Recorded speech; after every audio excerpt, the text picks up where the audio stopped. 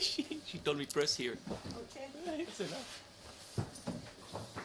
Yeah, these machines become easier and easier, so we don't even have to think there anymore. Good morning, everybody. How are you doing? Okay? You know, remember? Good, fantastic, it's good, if you're feeling good. If you don't feel so good, it's also good, because you purify negative karma and we can start to work with negative mind states, okay? So I would actually like to come back a little bit to the question we had yesterday about this person who says the practice doesn't work anymore. And I really want to emphasize that. We are giving you the tools so that you can work with difficult mind states. That preferably you learn them when these difficult mind states are not there yet. Like the first one is to relax with whatever is there. And then of course, you know, if you practice for a long time, and as Carolina said yesterday, if you have heavy depression, no teacher would tell you to meditate. But you would go and talk to your teacher about this. I remember 2 years in my practice, I had not depression, but the opposite, which is like anger. Depression is, by the way, anger towards ourselves. That's what it is. But I had outside anger. I was fuming. I was walking around Tushita Meditation Center. If they would have given me a knife, I was in the danger of killing somebody. I was the only one who was working. Everybody else was not working. You know, I felt like the victim because I like to. This is the thing. I like to work. I like to do things. The others, not so much. So I felt kind of taken advantage of or exploited. I didn't even see how much fun I had in doing these things. How much joy I had. Now I see it. So even if I'm the only one who's doing things, I like to do it. So it's fine. It's okay. I don't feel stupid. But then I didn't see it yet. So I was furious. So I went to see my teacher because I was frightened. I thought, like, here I am, you know, 2 years and on, meditating on compassion, about emptiness and all this, and all I get is anger. So I went to see him and I said, look, Rinpoche, sorry, my compassion is like this, I said, and anger is like really flaring.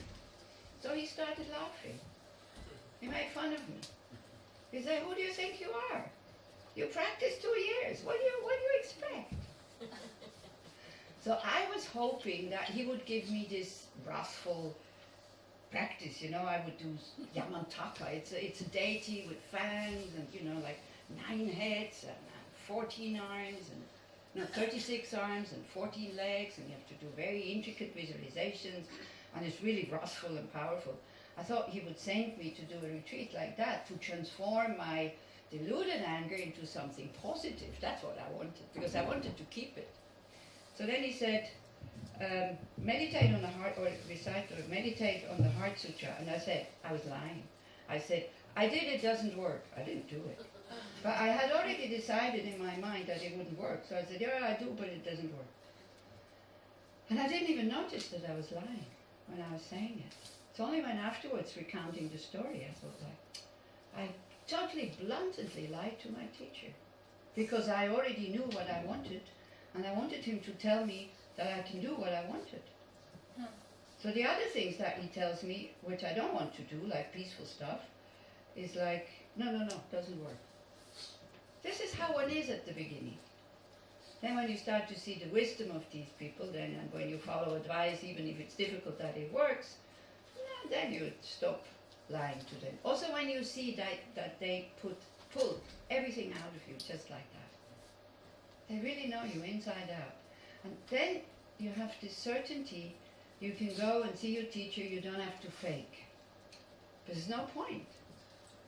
And it's such a relief just to be honest and to open up and to say, look, this and this is happening. Without making it bigger, without making it smaller, just to be honest. So, so he said, okay, next time you're angry, you go for a walk. And I thought like, oh, come on, you know. What kind of advice is that? It's too easy.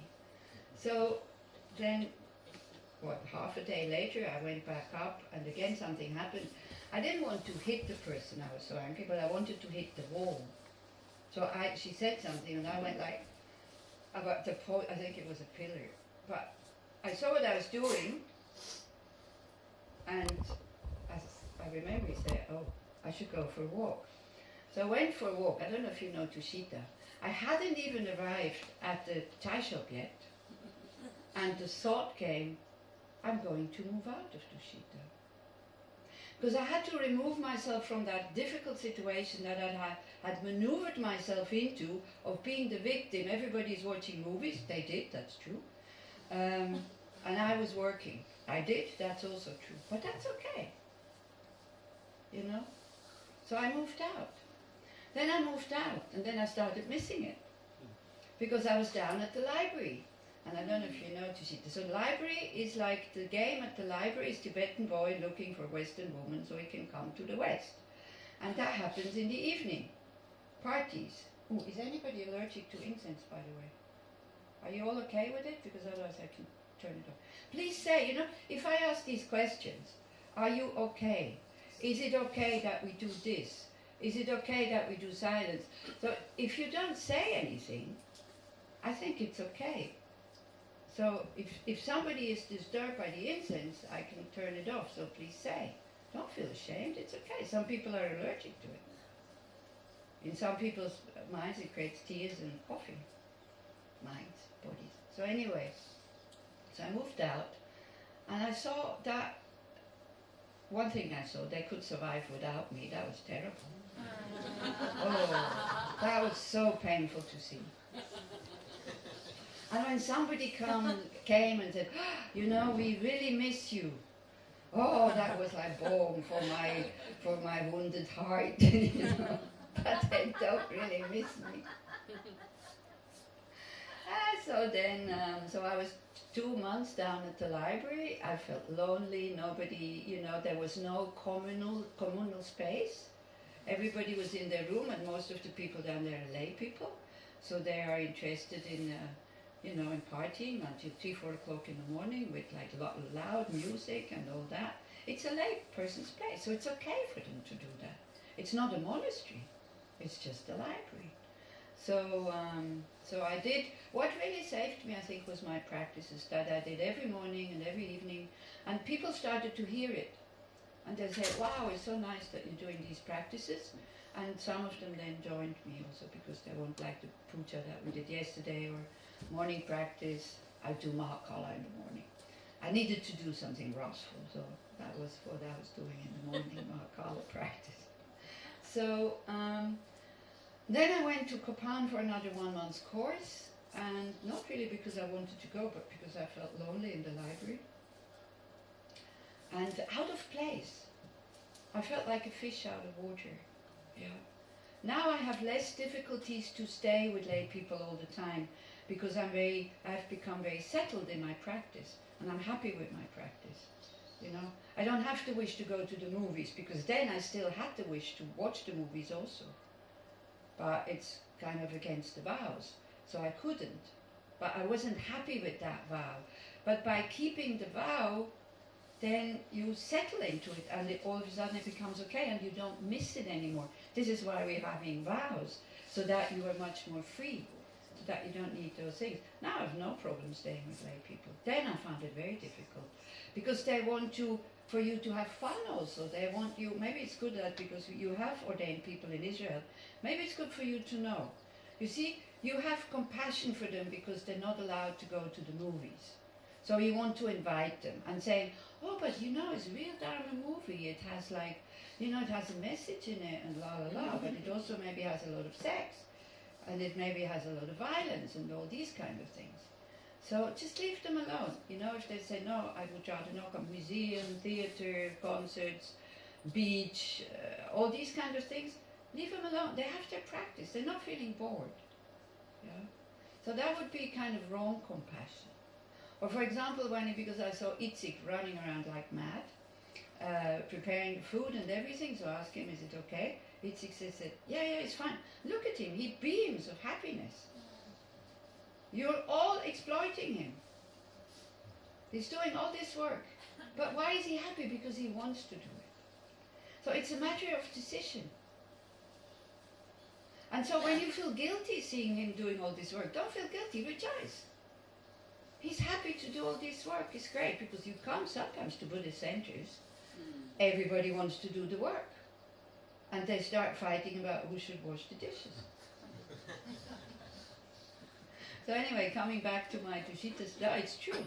I had a situation like this once. So I moved out because I needed to have distance to the difficult situation. I saw that I missed him. I saw how happy I actually could be at Tushita if I wouldn't have these funny ideas that I'm the only one who is working. If I don't see myself as the victim. And that I have a choice. Itzik also has a choice. He has a choice to do this work or not. So if you make a choice, I want to be a volunteer, I want to do the work, you will be happy. This is the thing. So then I was very happy when Claire asked me after 3 months, she asked me, could you lead the Vajrasattva retreat? And so of course, then I was kind of, as I said, I used to lie then. So I didn't lie, but I was kind of, I said, inside it was, yeah. And outside was, oh yeah, well, I'll ask my teacher first, which I had to ask anyway, so it's okay. But he said, yeah, it's good. It's good, you can go back now. When I moved out, I forgot to ask him. The thought was so clear, and this is the blessing of a guru again. Sometimes when you ask a guru or when you make requests to the guru, it's not that he appears to you and he tells you what to do, but all of a sudden the mind becomes totally calm and you know exactly what you want to do. That's it. Then you go ahead and do it. If the guru is there, you should still go and say, I want to move out, is okay. I didn't, I just moved out. I got a room immediately, which normally you have to wait for 2 months, is a waiting list. So I think also there was some manipulation there by the guru's mind, so that I would see how unhappy I was down there. And I went to confess. I said, Rinpoche, I forgot to tell you I moved out of Tushita. It happened in 2 days, I was out. And he said, he laughed again and he said, yeah, better for you and better for the others, because of my anger. So this is the blessings of somebody that you can trust, somebody that you've contact to, somebody that when you don't know what to do and you're stuck in your depression, in your anger, in your desire, in your jealousy, in your low self-esteem, in your kind of mind, then the guru becomes the doctor. So you're not going to see the guru and saying, oh, Rinpoche, I did this and this retreat and everything's going so well. You need to say what is wrong with you. You can't go there and expect praise from him or her. Expect something that you have to, expect something that might be difficult for you to do, but if you do it, it will help. Because the guru is there in order for you to progress on the path. Yeah? So this is why, like yesterday when the person said, I'm a long-term practitioner, talk to your teacher about that question that he gave me, because I don't know who it is. Yeah? And learn to take, especially if with depression, or anger, or whatever, learn to take good care about yourself. Learn to do things that you're good at and that you like doing. So when these difficult moments come, you take refuge in these things so that you come back up again and your low self-esteem goes and you start to open up. Okay? You see, don't be that very strict and serious spiritual practitioner who thinks you cannot have joy in your practice. This is why I said yesterday, listening to music that inspires you, reading poems, reading books, even if they're not Dharma books, but it inspires you. Do that as a spiritual practice if you cannot sit. That's fine. But do it in order to go back to sitting, because otherwise then it becomes attachment. Do it as an intermediate step, so that the mind comes back out of that black hole. Yeah. And whenever you sit down and meditate, really look at your motivation, why you are doing these meditations. Are you doing them because you want to feel peaceful in your meditation?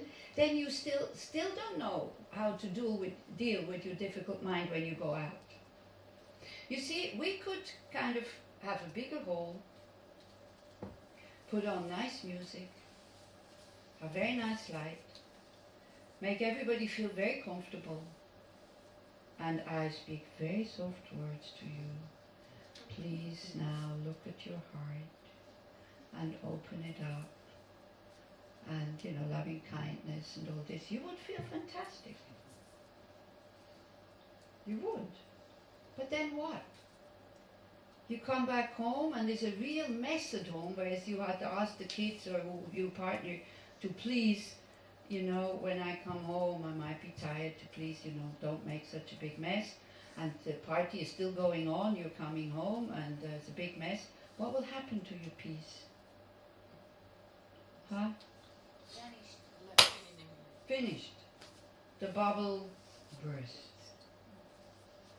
So I'm giving you tools.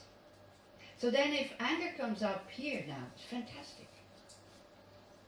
It's really good. Because you see, I know that many, many people think that you come here to be peaceful here and then it will work outside. It's not going to work like that. Have you noticed that it's not going to work like that? If you come from a very good, peaceful retreat, you're almost frightened to go back to the world.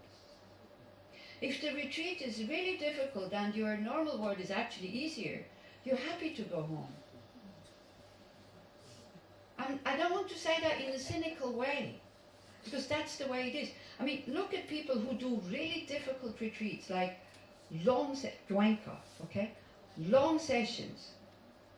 The mind resisting. What am I doing here? I want to go out. How dare they with this Goenka in the evening with this really not pleasant voice and hammering onto you.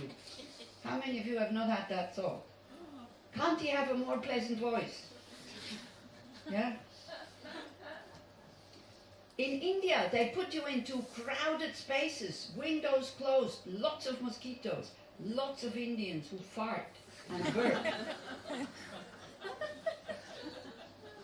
Can anybody confirm that? Okay. When the retreat is finished, how do you feel? Like I'm walking on this. Fantastic! You fly because it's finished. And because you have endured, it showed you that you have patience and courage. Although the mind says, go, run away, run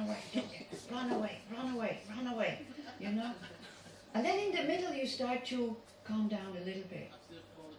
Exactly, the 4th day is the magic day. Yeah. So you see, we only have 2 days, this is the problem. So you don't feel the change. On the 4th day, you start to count. You start to count down and say, okay, come on. You start to negotiate with the mind. Only 3 more days, or only 5 more days, and then only 4 more days, and then you still miss it. You still miss to be present. Yeah? And the moment comes sometimes when you are so exhausted from struggling and resisting to what is there, you give up. And then, wow. Then you start to swim downstream. You see, when we struggle with something outside, it's like swimming upstream. We make so much effort, and the mind resists, and it resists, and we don't make any progress, but maybe with a lot of effort we stay on the same spot. And then being exhausted from it, like being exhausted from resistance, what is there outside, you give up. And then you feel the peace of letting go. Only if you feel the pain of holding on, you feel, and you're ready to let go, either because you understand, but the best way is when you totally exhausted yourself. This is why they torture you in the Goenka retreats. Yeah. So I know Westerners, we want it easy, we want it quick, we want it pleasant. Well, yeah, many people take advantage of that and ask a lot of money for it. All these courses that promise you do mindfulness and then you will have no more problems, do this and do that. And they ask for $500 a weekend or even more sometimes. I know somebody who asks $3,000 a weekend, a workshop. And she's using these tools. And people go, masses. Because the more expensive it is, the better it should be. Please do not have an intention to earn money with these methods. You corrupt them. They're to be given freely. Okay? And you see, the motivation to, I become Dharma teacher and all this, nobody, I think, and I'm not a teacher by the way, okay? I'm just sharing these things with you. I don't have a realized mind. I just know a little bit more than you do. So, I see myself as a student, not as a teacher. I have many more things to realize and to integrate. Okay? So when I started because I wanted to learn about these things. Then people started to ask me, can you please teach? That's how it started. Not because I want to. And this is why I tell every group, if you think I'm totally off the wall and it's really not beneficial and I just make everybody angry, just tell me not to come anymore. It will be fine. I will go and do my practices and study and go to retreats. It's okay. Yeah? But I was calculating because I used to have quite a bit of money. Quite a lot of money actually for many people, about 100,000 Swiss francs. So I calculated how long it would last when I started to become a nun. And I calculated it would last me if I would kind of spend $5,000 a year. In India that's possible. It would last me until my pension, so I could just relax and say, okay, great. I don't need to earn money or whatever.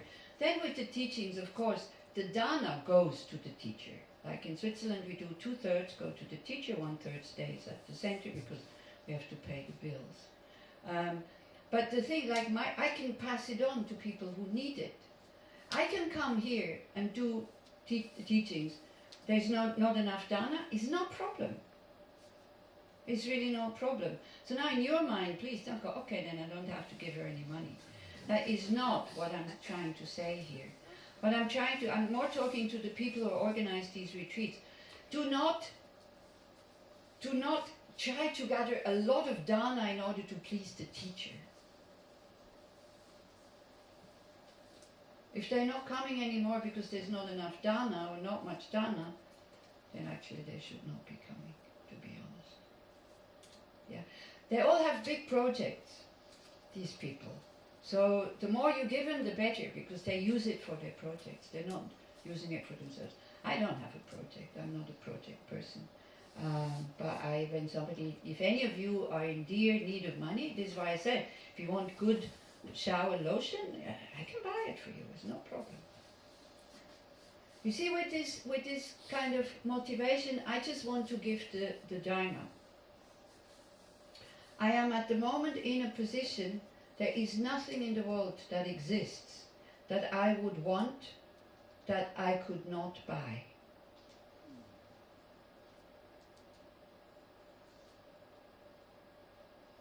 Do you think it's a good situation? And I'm not terribly rich, by the way. I think I'm rich, but not in terms of huge amount of money. But there's nothing I would want or buy. So also, please, do not give me any presents. I do not live anywhere. I travel a lot. If you're a good painter, you paint a picture. I have no wall to hang it. And please do not expect me to carry it around with me wherever I go. Yeah? If you want to give me a present, fine, please give it to me. But I would say 99%, 100%, your present will go to somebody else. Now, if that's okay for you, then please give me these presents, because I always find somebody that is happy about these presents. So you can continue to give me presents, but if you see somebody else with my present and you get upset, then don't give me any presents. Okay? Okay, so this is just why I wanted to clarify, Because I didn't want to hurt this person who said I'm a long-term practitioner, but it's good for this person to revise the motivation why he or she is practicing. If it's a Buddhist practitioner, your aim is to get out of samsara, not to have a good time in samsara. And if you are a Mahayana practitioner, your aim is to take everybody else out with you. The aim is not now just to have a good time and be lovey-dovey and happy. Yeah? The aim is to see that this I, who is sitting there like a black rock and cannot find comfort in anything, does not exist the way that it appears. So the more it comes up, the more you have the opportunity to study it. You see, if you're happy and open and peaceful all the time, what are you going to study? And to see the First Noble Truth so that we have renunciation. I want to get out of here. I've had enough of samsara. Samsara is dukkha. But if you see it in your practice, this means the practice is working, because many people don't even see it clearly. Okay? Is it okay, or does somebody want to say something? Or if you want to write something because you don't want to say it in the group, then please write it down. If you don't agree with me what I'm saying, again, it's fine with me. Because I'm not asking you to agree with me. I'm giving you my view.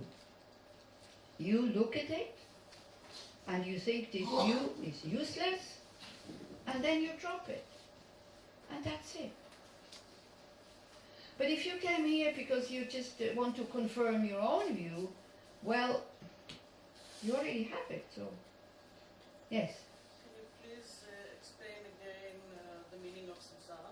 Yeah. Being under the control of karma and delusion. That's it. Not getting what we want. We want peace. We want freedom. We want be loving. We want to be open, spacious. What else? What else do you want to be? Healthy. Well, yeah. Healthy. Okay, mind. We're talking about the mind here. Quiet. Huh? Quiet. Quiet. Ready to help. What else? Harmony. Huh? Harmony. Yeah. Generous. Harmony, you need two, okay? So we're talking about ourselves. Generous. Huh? Generous. Generous, yeah. What else do we want to be? Kind. Okay, kind, all these things. Now, we know what we want. How many people who are sitting in here are like this? All the time, 24 hours a day. Nobody. That is samsara. Desiring things. Now this is outside things. Being able to buy them, consuming them, and still always being left hungry or unsatisfied. That is samsara. And being controlled. We don't want these negative emotions. But they control us. And they hide these qualities that we want and that we actually have. So then we start to work not with the outside world, but we start to work with the mind. And in order to work with the mind, we need to see these negative emotions. They need to come up. Because otherwise you think, if you always meet conditions where nobody pushes your buttons, you might think you're a very patient person. Yeah? You might think that. Or with the forgiving, if nobody really hurts you in a big way, you might think you're a very forgiving person. Because small thing, somebody says, oh, you're such an idiot. And you say, okay, I know I'm an idiot. You don't have to tell me. That's actually quite a good way to answer. If someone says, you're so stupid, I say, yeah, no, I wish I'd be more intelligent, but what can I do? Can you tell me where to buy intelligence? Can you give me some, please? Instead of trying to convince the other person that you're not stupid when you know that you're stupid and you just made a mistake. Isn't it? You see, all our reactions that we have, in general, they come out of our negative emotions and the things that happen to us. What do we want now? The harmony. What would we like to happen to us? Harmony, health. To be What loved. else? Huh? To be loved. To be loved, be respected. to be respected. To have money. Exactly, to be rich. At least not to have to worry about money. There's nothing dirty with money, okay? Money can become dirty. But don't think being poor is a virtue. It's not a virtue. It makes life difficult. So having money and then using it to share with others who don't have it, this is the most beautiful thing you can do. This is great. This is fantastic. When you don't have to worry, you can be very generous. You don't have to worry, oh, I might not, until the end of the month, I might not have enough. So if you are in a situation like that, give whatever you can. Do not hold back. Because now I'm talking about karma. Before I talked about negative emotion, I said samsara is being under the control of karma and negative emotions. The negative emotions prevent us from being loving, generous, open, peaceful, spacious and all this. Now we're talking about what karma does. Negative karma ripening from past negative actions that came from negative minds prevent us from being rich, prevent us from being healthy, prevent us from having harmony, prevent us from, what else do we want? Having peace around us, prevent us from being able to buy Swiss chocolate whenever we want it, or all these kinds of things. That is samsara. And there is another state, and that other state is called nirvana. So what is nirvana? Nirvana is a state free from being under the control of karma and negative emotions. And so if you only believe in one life, it's kind of okay, You have a difficult life, okay, it will finish, death, that's it. Everything finishes, so you don't have to freak out. It's okay, it's just difficult. Because the beggar who dies and the king who dies, when they die, they're dead. It's like a dream. A dream ends. It was a very good dream, it's finished. It was a very bad dream, it's finished. So if you only believe in one lifetime, I think, quite honestly, it's okay not to have such a great life. So what? It will finish. But if you believe in rebirth, then it continues, this whole thing. Because you are reborn. Because karma and grasping at existence throws the mind into another state. That's what Buddhism would say. And again, I really want to emphasize that. You don't have to agree with me that there is rebirth. I don't know. It's just a view. I like this view because it makes my life, now if I see that, not so great at all this, then I think, okay, there's more chances in the future. I think it was Henry Ford who said, that would be terrible, Henry Ford, the one who created the cars. It would be terrible if I would have to do everything I want to do just in one lifetime. I could never do it. So when we know it's more than one lifetime, relax. Ayal, if you're really cold, maybe somebody too hot somewhere, so you can change with Ayal. We can also adjust. If somebody here is too hot, anybody too hot? Adriana, are you too hot? Okay, you change with Ayal. It's just here is not working, there it's working sometimes. Yeah, this is what I'm saying. If you're too cold, if you're too hot, you need to go over there. If you're too cold, you need to come, you need to come here. So I usually say, if you were penguins in your last life, then you go over there because you still have the habit of liking cold.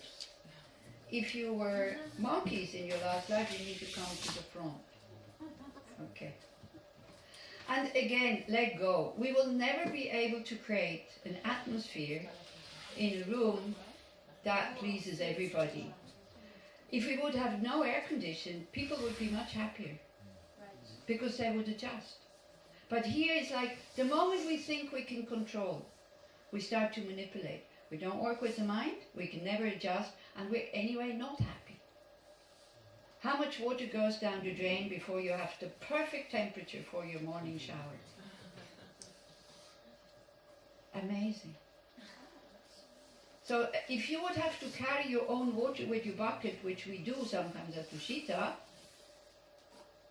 you wouldn't waste it to find the right temperature. You're happy that there is water. Also, it's hot, so you know, so it's okay if it's cold. If the water is cold, it's fine. Yeah. At the beginning in Bulgaria, we only had cold showers. I remember when I started to go Bulgaria. That was it. Yes, I am. There is something I heard and I like it. If you believe in next life, you better live this life properly, the best way you can. But if you don't believe in this life, you have only one life, why not to live it the best way you Exactly. Yeah, it's true. Exactly. Don't miss the chance. Be happy now. Yeah. And this is what, you know, we really learn to adjust, to look, always to look from both sides. We have a very natural tendency and habit only to look from here. And this is the reflection we're going to do now about forgiving. Yeah. Don't judge yourself. Don't get tense. Don't, allow guilt to come up. Just look. And the more the mind is calm, the more the mind can operate its own wisdom. And then it understands, and then it starts to transform.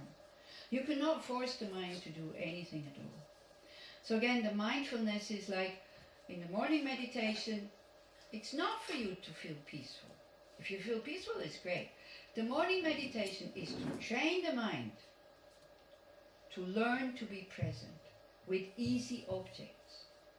That's it. It's just a method that you're learning. It doesn't have a goal by itself. Then, when you create the habit of being present, when the negative emotions come up, you see them and you go inside. You take the mind away from the object that makes you angry or desirous, and you go inside and you explore that mind, and you go, first thing when you're angry, to go, how do I look? So the best is you look in a mirror. You look ridiculous when you're angry. Everybody wants to be attractive, isn't it? We spend so much money to be attractive, especially the ladies, I think. Maybe not so much the ones who are here. But still, we like it when someone says, wow, you look really nice today. Then you can go, why only today? Hey. So when you're angry, people are afraid of you. People will not cooperate with you. People will start their own anger to protect themselves. And then you have two totally exaggerated minds. And what was, Gidi, I need your help. What Keshadandru said, the two hands clapping. What was it? Tommy told us the story about my... One hand is the 50 degrees in Delhi. Uh-huh. And the other hand is your mind reacting. Okay, did you hear? Yeah, exactly. So Delhi, in the summer, May, June, 50 degrees. Okay? You go out, you think your brain is melting. But it doesn't, it just feels like this. But it's really like, it's difficult for the body. And it's difficult to stay calm and to breathe deep, because you feel like the hot air is choking you. Don't know if anybody has ever been there. Yeah? So, this is 50 degrees in Delhi, and this is your mind. Okay? So if these two clash, there's a problem. Sound of suffering. Huh? This is the sound of suffering. Yeah, this is the sound of suffering, the clashing. Now, how does it continue? If you don't If there's no clap, if you don't clap, there's no sound of suffering. We had this rule in Bulgaria in the summer. We were not allowed to talk about the weather and to complain. Because you see, when we start to practice patience, patience means two things. Not just to sit and wait until it's over. That's one part, but that's a very small part. Patience is a mind who at all costs does not want to hurt somebody. Okay? At all costs does not want to hurt somebody. You might have to stop somebody with force, but not because you want to hurt the person, but because you want to protect the person. Okay? Not necessarily somebody else, but the person itself from doing this very big act now. So if you have to do that with force, that's fine, if you can do it. But not because you want to harm. Yeah? Anger wants to harm. Patience says, ooh, I have to be careful. I don't want to harm the other person. Also, I don't want to harm myself. That is also patience. How do we harm ourselves? By rehashing the same story again and again and again and again and again and again. It's not completely true what I'm just saying. If you rehash your story always with the same person, that's very skillful, because you will get bored.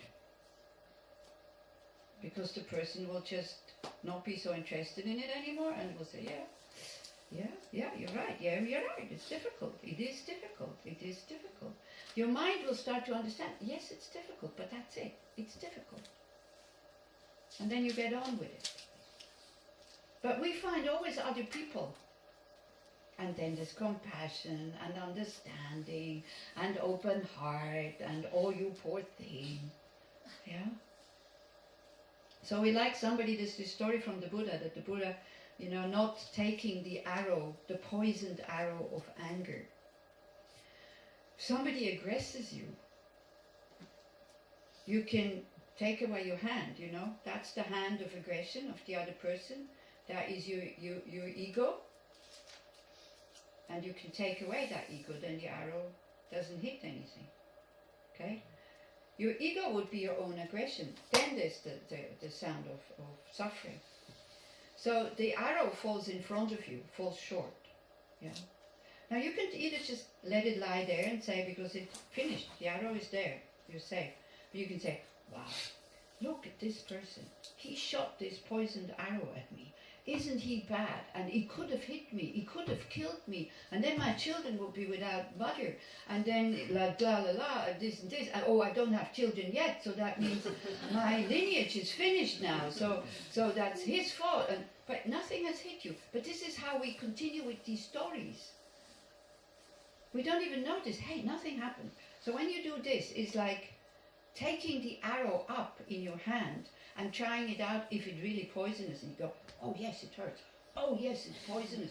Oh yes, it hurts. It's when we keep repeating the story. The arrow can be here. There's no problem. The arrow was shot. You can go like that. Or you can, no, I'll resist. And boom. And then more arrows coming. And more arrows coming. So it's a bit like this, huh? Ping pong, exactly. Emails, accusing each other, justifying why I did it. It's good to see that mind who wants to write that email to explain and to use cynicism. And I wrote an email this morning actually to somebody, to a center director, and because I thought, the first thought was like, that's not right. Then I thought, okay, it's not right, but you don't have to react like this. So I was very careful of choosing the words so that it wouldn't get into cynicism. Yeah. The kind of we agree with the other person, because I thought, come on, just say yes, and then the thing is, the problem is solved. It will be uncomfortable for me, but it's okay. So I thought, it's like we always want to, we say yes, but we package the yes into our own opinion, so that they see we actually mean no, but in order to say yes, but we still want them to agree with us, or at least we want them to see that their idea is stupid. I agree with you, but your idea is stupid. That's what we do. So then the communication becomes, because we're not clear, if at least you say, okay, I'll do what you want me to do. I think it's not good, but I'll do what you want me to do. But if we say yes, and then we kind of package it in cynicism and, like hidden messages, communication is like, when it comes to forgiving and apology and all this, clear communication is very, very important. Yeah. Okay. About the person who shot the arrow, so what is the right kind of thinking? Not stabbing yourself, but what is the right kind of No, you know that he will have arrows shot at him, even if it's not you. So what would that bring up? When you know how it feels when arrows are being shot at you. what would that bring up?